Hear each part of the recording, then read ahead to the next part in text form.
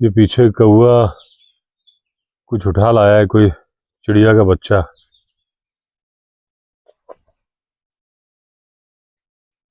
उसको लेके ही उड़ गया।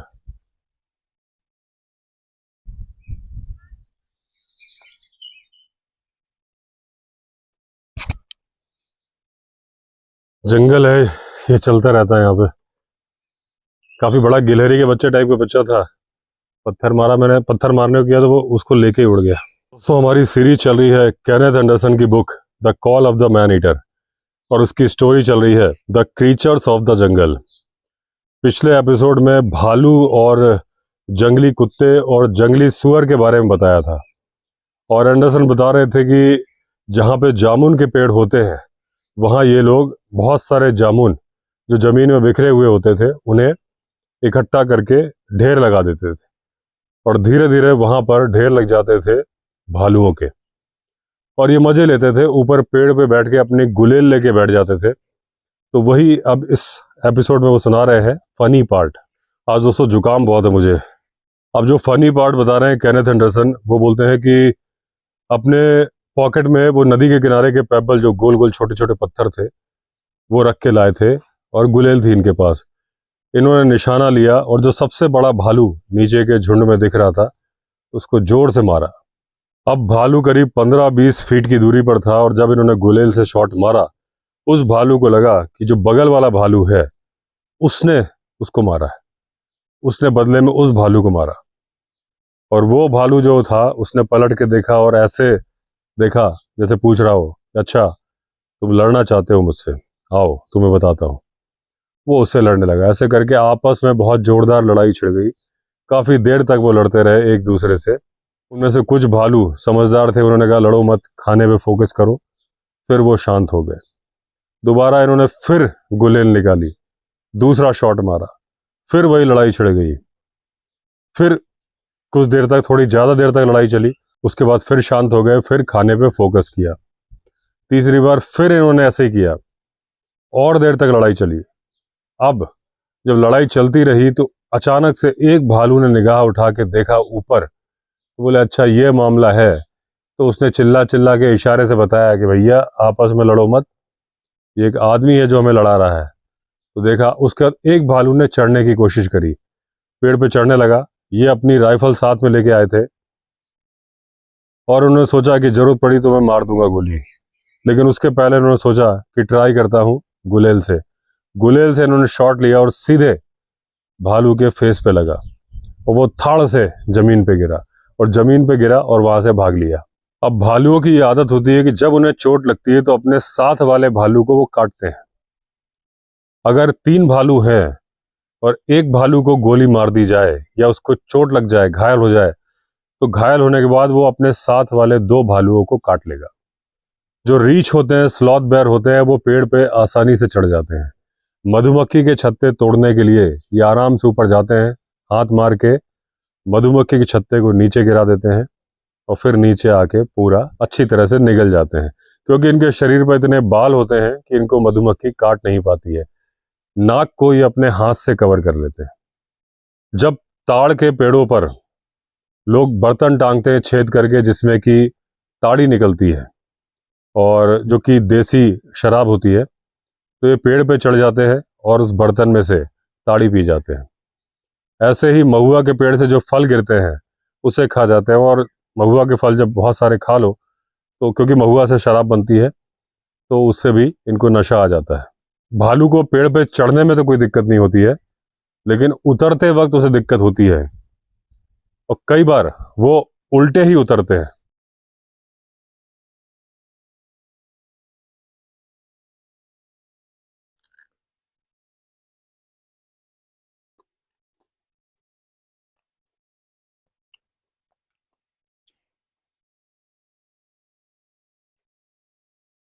अभी दोस्तों मैंने अदरक को भुनवा के काले नमक के साथ मंगवाया था, क्योंकि मुझे बहुत खांसी आ रही है। कल रात को कूलर चला के सोया था, कंबल ओढ़ा था, उसके बाद भी ठंड लग गई। सुबह नाक बह रही थी, इतनी ठंड लगी हुई थी। तो ये बड़ा अच्छा इलाज है, अगर खांसी, गला खराब हो, इस तरह का हो, तो अगर भुनी हुई अदरक काले नमक के साथ चूसो। काला नमक शायद इसलिए होता है कि टेस्ट बना रहे, कि वॉमिट ना आए, और फिर काफ़ी आराम मिलता है।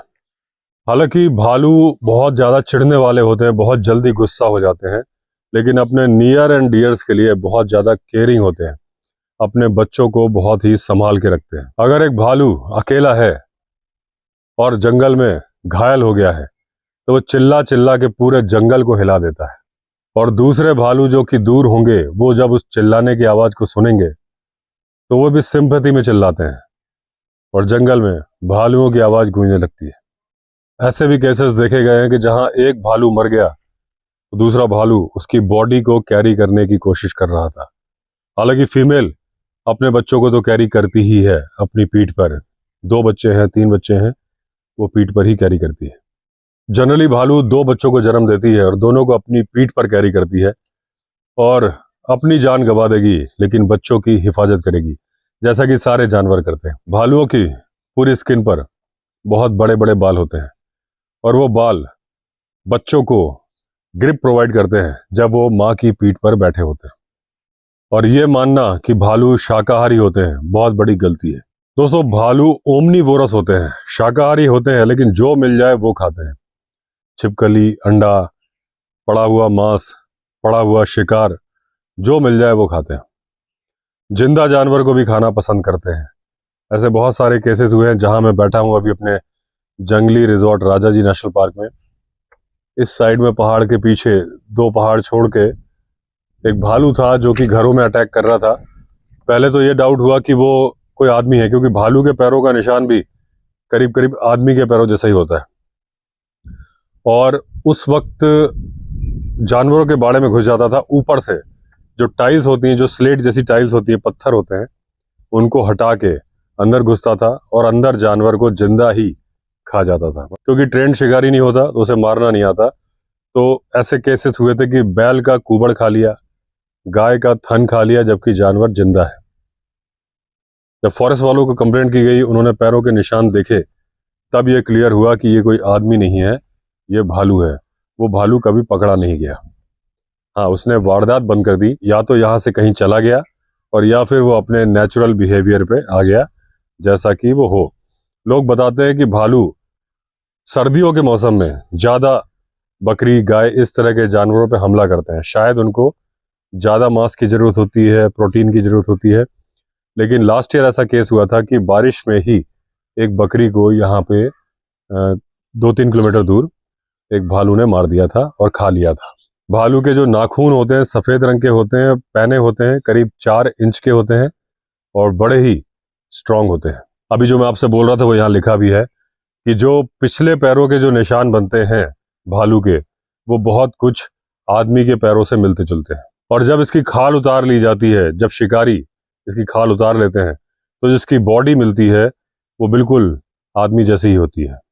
भालू को गर्मी बहुत ज़्यादा लगती है क्योंकि उसकी बॉडी पे इतने सारे काले बाल होते हैं। भालू इसीलिए नदी के किनारे गड्ढे खोदना पसंद करते हैं, और उन गड्ढों में बैठना भी पसंद करते हैं, उन गड्ढों से पानी भी पीना पसंद करते हैं। भालू को चिल्लाना बहुत पसंद है, और इनका चिल्लाना इनकी भाषा है। अगर कपल है और थोड़ी दूरी पे चल रहे हैं तो एक दूसरे से चिल्ला चिल्ला के एक दूसरे को इन्फॉर्म करते हैं अपनी पोजीशन के बारे में। और इनके बोलने का जो तरीका है उसमें भी चिल्लाने के तरीके हैं। आपको लगेगा कि भालू चिल्ला रहा है, लेकिन वो कम्युनिकेट कर रहा है अपने साथी से। अगर उसको टर्माइट हिल मिल गई कई सारी, या मधुमक्खी के छत्ते दिख गए, बड़ा खुश हो जाता है, और खुश होके तरह तरह की आवाज़ों में चिल्लाता है, और धीरे धीरे दूसरे भालू भी आ जाते हैं। अब एंडरसन बताते हैं एक जंगल के दूसरे क्रीचर के बारे में जिसका कि नाम है पेंगोलिन। पेंगोलिन दोस्तों वो होता है जिसके ऊपर बहुत सारी स्केल्स होती हैं। इसकी 5 उंगलियां होती हैं, और इसलिए इसका लैटिन नेम होता है मेनिस पेंटाडेक्टाइला। ये करीब 3.5 फीट का होता है हाइट में, और इसकी जो लेंथ होती है उसमें आधी तो पूंछ ही होती है।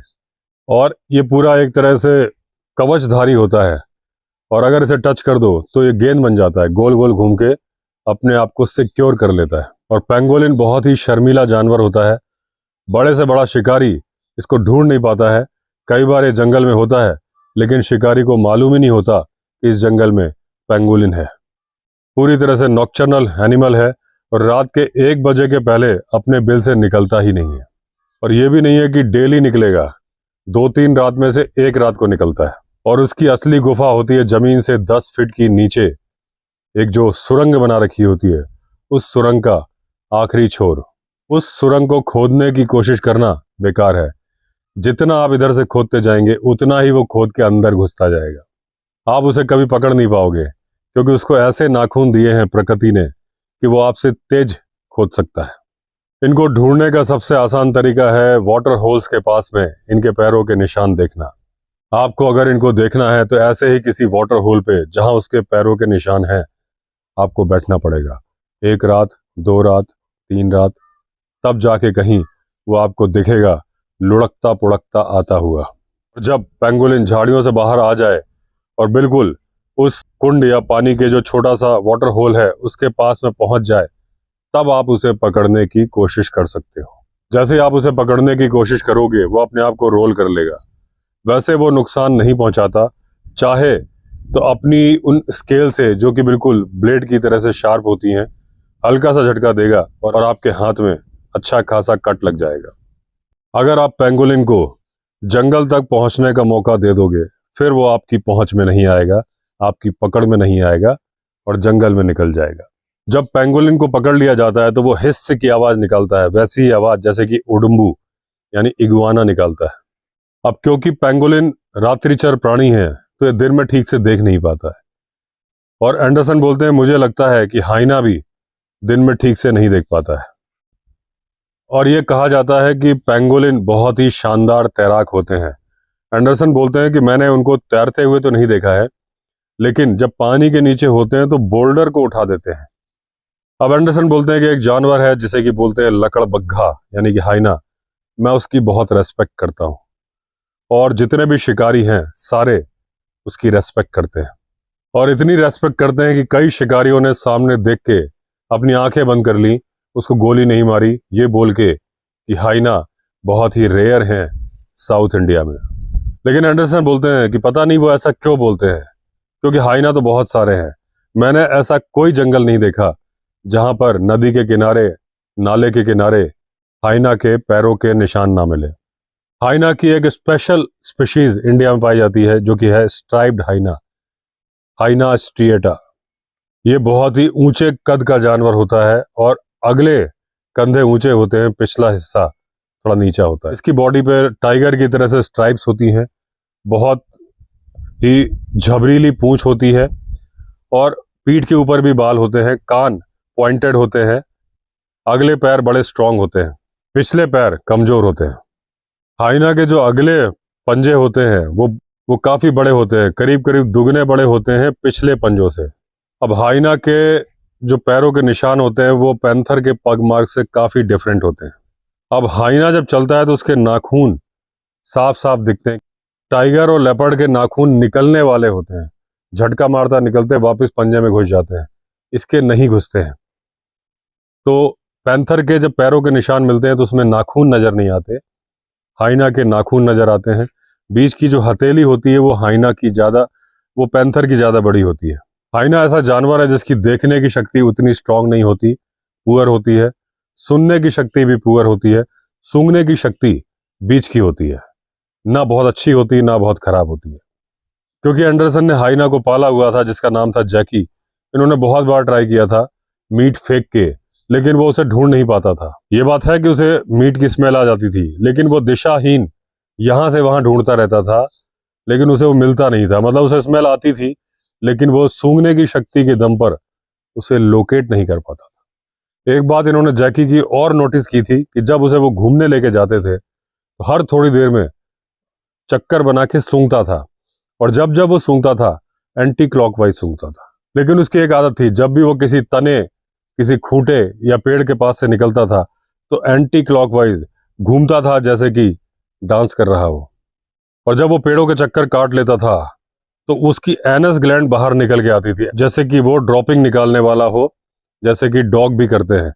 लेकिन वो सिर्फ गैस पास करके वापस चल देता था, ड्रॉपिंग्स नहीं निकालता था। शायद वो गैस के थ्रू निशान छोड़ता था उस पेड़ पे कि जब वो वापस लौटे तो वो रास्ता पहचान सके। लेकिन ये सिर्फ एक तुक्का है क्योंकि हाइना की स्मेलिंग पावर इतनी ज़्यादा नहीं होती है। लेकिन यहाँ पर एंडरसन सवाल करते हैं कि अगर हाइना की स्मेलिंग पावर इतनी कम है तो जंगल में वो मरे हुए जानवर को कैसे ढूंढ लेते हैं। शायद मरे हुए जानवर की स्मेल बहुत ज़्यादा होती है और जब हवा का झोंका उनकी तरफ चलता है तो वो स्मेल उन तक पहुंच जाती है। अब एंडरसन बोलते हैं कि यहाँ जो मैं बात बोल रहा हूँ बहुत ही ज़्यादा विवाद को जन्म देगी, क्योंकि माना जाता है कि हाइना बहुत दूर से सड़े हुए मांस को सूंघ लेते हैं और अपने शिकार को, पड़े हुए शिकार को ढूंढ लेते हैं। लेकिन मैंने जैकी के साथ बहुत सारे एक्सपेरिमेंट किए, इसलिए ये बात मैं लिख रहा हूँ। इस बात में कोई शक नहीं कि हाइना अपनी गुफा को बहुत ज़्यादा पसंद करते हैं। वो किसी मिट्टी के गड्ढे में या रॉक्स के बीच हो सकती है, या एक छोटी सी गुफा भी हो सकती है और इसमें वो कई सालों तक रहते हैं। अब एंडरसन बोलते हैं कि मैं एक हाइना को जानता हूँ, कपल को, जो कि गुंडालम के पास में एक गुफा में 5 साल तक रहे थे और अपनी कई सारी फैमिलीज को बुला के वहां लाए थे। हाइना एक ही साथी के साथ लंबे समय तक रहते हैं और हाइना को मैं इसलिए पसंद करता हूँ, ये एंडरसन बोल रहे हैं, कि उसके लिए उन्होंने एक बाथरूम का दरवाज़ा दिया था जो एक साइड से खुला हुआ था कि जब उसको ज़रूरत पड़े तो जाए और उसमें नेचर्स कॉल कर ले। लेकिन कभी भी उसने भागने की कोशिश नहीं की। वो चाहता तो वहाँ से जंगल में भाग के जा सकता था। हालांकि उसने एक दीवार तोड़ दी थी क्योंकि उसमें वो गड्ढा खोदने की कोशिश कर रहा था और जो दरवाजे थे उनको भी काटने की कोशिश कर रहा था अपने दांतों से। जब वो ऐसा करने लगा तो इन्होंने अपने घर से हटा के एक अपने ही कंपाउंड में छोटा सा आइलैंड बना दिया और उसमें एक ब्रिक हाउस बना दिया उस हाइना के लिए। अब जब इन्होंने उस घर में जैकी को रखा तो वो गुस्सा हो गया। उसने खाना खाना बंद कर दिया, सिर्फ पानी पीता था। अब क्योंकि एंडरसन वहां पे नहीं थे तो उसने जो खाना छोड़ दिया था, एक बात यह भी हो सकती है कि वो एंडरसन को मिस कर रहा हो। जिस टाइम पर एंडरसन अपना खाना खाते थे, जैकी को उसका खाना दे दिया जाता था। और इस बात की भी संभावना थी कि वो जिल को मिस कर रहा हो। जिल वो डॉग था, मॉन्ग्रेल डॉग। तो उन्होंने डिसाइड किया कि जिल को व्हाइट फील्ड से बैंगलोर ले आएंगे और जब ये ले आए तो जैकी खुश हो गया। वो जिल के साथ खुश तो हो गया लेकिन उसने खाना खाना शुरू नहीं किया। बहुत ज़्यादा दुबला होता जा रहा था तो थक हार के एंडरसन को उसे व्हाइट फील्ड वापस लाना पड़ा। अब एंडरसन को मीट अपने हाथों से खिलाना पड़ता था, छोटे छोटे टुकड़े काट के। 15 दिन बाद उसने खाना शुरू किया थोड़ा थोड़ा। ये साफ दिखाई दे रहा था कि अगर जैकी अब खाना नहीं खाएगा तो भूख की वजह से मर जाएगा। अब धीरे धीरे उसने खाना शुरू किया और 15 दिन बाद वो अपनी नॉर्मल डाइट पर आ पाया। अब ये जो अपने आप भूख हड़ताल शुरू की थी जैकी ने, इसका सिर्फ एक कारण था कि इन्होंने उसका फेवरेट बाथरूम उससे छीन लिया था। अब जब इन्होंने उसे बंगलों में छोड़ दिया था, जब इनकी पीठ उस तरफ थी, सबसे पहले तो इनके बेटे डोनाल्ड की अलार्म वॉच उसने चबाई और ये बात डोनाल्ड को बिल्कुल पसंद नहीं आई। इसके अलावा जो जैकल थी, इला, उसके साथ जैकी ने खेलने की कोशिश की। हालांकि जैकी 6 गुना बड़ा था लेकिन उसके बावजूद इला ने उसे काट लिया, लेकिन जैकी ने बदले में उसे नहीं काटा। अब इनके डॉग भी थे जो कि जैकी के साथ खेला करते थे। कई बार वो गुस्सा हो जाता था, किसी को काट लेता था, लेकिन कोई भी जानवर जो उससे छोटा है उसको जैकी नहीं काटता था। हालांकि जो गड्ढा बनाया था इन्होंने जैकी के आइलैंड के उधर, बहुत ज़्यादा बड़ा नहीं था, लेकिन क्योंकि उसके पिछले पैर कमज़ोर होते हैं तो वो 2 फीट से ज़्यादा कूद नहीं पाता था। हाइना की डेन के अंदर घुसने की कोशिश करोगे और अगर बच्चे अंदर हैं तो वो डर जाते हैं और बहुत तेज आवाज़ निकालते हैं। अब अगर आप टाइगर से इसकी तुलना करोगे तो अगर टाइगर अपना खाना खा रहा है या कहीं पे उसने अपना खाना छिपाया हुआ है, अगर आप वहां जाने की कोशिश करोगे तो बहुत ही हल्की सी गुर्राहट निकालते हैं, लाउड रोर नहीं निकालते हैं, एक वार्निंग ग्रॉल निकालते हैं। अब अगर आप हाइना की बात करोगे तो वो जो गुर्रा रहे होते हैं वो डर की वजह से भी होता है। कई बार वो डर की वजह से यूरिन भी पास कर देते हैं। अगर सामने वाला खतरा टाइगर या भालू जैसा नहीं है तब फिर वो एक हाउलिंग साउंड निकालते हैं। अब अगर आप किसी वाटर होल पे बैठे हुए और हाइना का इंतजार कर रहे हो और अगर उसे आपकी प्रेजेंस के बारे में पता चल गया तो या तो डर के भाग जाएगा और आपको फिर पत्तियों की खड़खड़ाहट की आवाज़ सुनाई देगी जिन पे चल के वो भाग रहा है, और या फिर बहुत ज़्यादा अग्रेसिव हो जाएगा, तरह तरह की आवाज़ें निकालने लगेगा। ये आवाज़ें हाइना सिर्फ इसलिए निकालता है कि उसका अपोनेंट डर के चला जाए या इसको भागने का मौका दे दे। अब कई लोगों के मन में सवाल आता है कि क्या हाइना टाइगर से उसका शिकार चुरा सकता है या टाइगर को उसके शिकार से भगा सकता है? तो मेरा जवाब होगा नहीं। यहाँ दोस्तों ये स्ट्राइप्ड हाइना के बारे में बात कर रहे हैं। स्ट्राइप्ड हाइना एक या दो होते हैं, तो वो टाइगर से डरते हैं, उनको नहीं भगा पाते हैं। अफ्रीका के जो हाइना होते हैं, स्पॉटेड हाइना, वो पूरे झुंड में रहते हैं। वो लायन को भी भगा देते हैं उसके शिकार से, क्योंकि इतने सारे होते हैं कि कोई पीछे से अटैक करता है, कोई साइड से करता है, तो जंगली कुत्तों की तरह से तो लायन को भागना पड़ जाता है। कई बार जब तेंदुआ होता है तो तेंदुआ का अगर एक कपल हाइना है तो इस तरह की आवाजें निकालते हैं कि परेशान होके तेंदुआ शिकार छोड़ के भाग जाता है। लेकिन अगर तेंदुआ जिद्दी हुआ तो वो भी गुर्राता है, फिर दोनों के बीच में कंपटीशन चलता है और एक भागता है एक रुकता है। वो दोनों में से कोई भी हो सकता है। अगर पैंथर एग्रेसिव होने लगा तो हाइना भाग खड़े होते हैं। एक तरह से देखा जाए तो हाइना डोमेस्टिक डॉग की तरह से होते हैं, जो कि उनसे कम बुद्धिमान होते हैं। ये थोड़े से बेवकूफ से होते हैं और डिसीजन लेने में डिले करते हैं। और वहीं लेपर्ड बिजली की तेजी के साथ डिसीजन लेता है। अगर 2-3 हाइना है तो भी आपस में कोऑर्डिनेट नहीं कर पाते। अगर सामने टाइगर है तो अगर 6 हाइना भी है तो भी मुकाबला नहीं कर पाएंगे। हालांकि ये जंगली कुत्तों से ज्यादा ताकतवर होते हैं, बलशाली भी है, मसल्स भी है, लेकिन ये जंगली कुत्तों की तरह से चालाक नहीं होते, बुद्धिमान नहीं होते। जंगली कुत्ते बुद्धिमान भी बहुत होते हैं और बहुत ज्यादा साहसी होते हैं।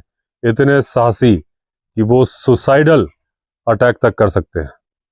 अब जंगली कुत्ते हाइना को मोलेस्ट भी नहीं करते, और ऐसी एक कॉमन साइट है जहां पर एक ही शिकार को खाते हुए जैकल और हाइना आपको दिख जाएंगे साथ में ही। अब हाइना जैकल की प्रेजेंस को अवॉइड कर देते हैं, जैकल हाइना की प्रेजेंस को अवॉइड कर देते हैं।